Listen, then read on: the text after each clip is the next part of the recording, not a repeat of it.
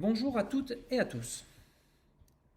Me revoici dans une nouvelle vidéo pour un point plus précis sur les salaires et les dossiers d'activité partielle. Nous arrivons déjà à la fin du mois de mars et nous devons anticiper l'établissement des bulletins de salaire de vos salariés. Au moment où je vous parle, nous n'avons aucune date de communiqué pour la publication du décret. Il devrait modifier sensiblement le texte actuellement en vigueur.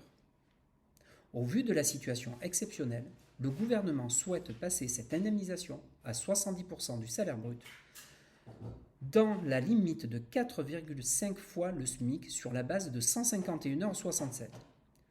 Dans des termes plus clairs, le maximum d'indemnisation sera sur une base de 6 927 € brut. Cela conduirait à une indemnisation d'environ 84% du net, sauf pour les salariés au SMIC qui seraient indemnisés à 100%. Tout cela pour vous dire que l'établissement des salaires du mois de mars est totalement dépendant de la sortie de ce décret, qui nous a été promis dans les prochains jours. De plus, je vous informe que les premiers dossiers envoyés la semaine dernière sont depuis hier accessibles sur l'espace dédié aux déclarations de chômage partiel. Nous avons donc commencé à réaliser les premières demandes d'autorisation préalable de chômage partiel. À ce jour, sans précision du nouveau décret, le délai d'instruction des demandes peut être porté à 15 jours.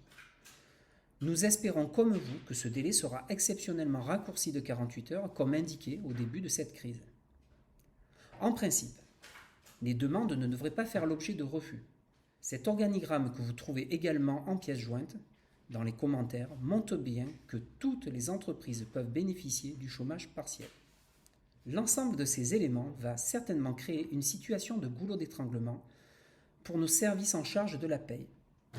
Je vous demanderai donc la plus grande indulgence en cas de délais anormaux dans le traitement de vos salaires.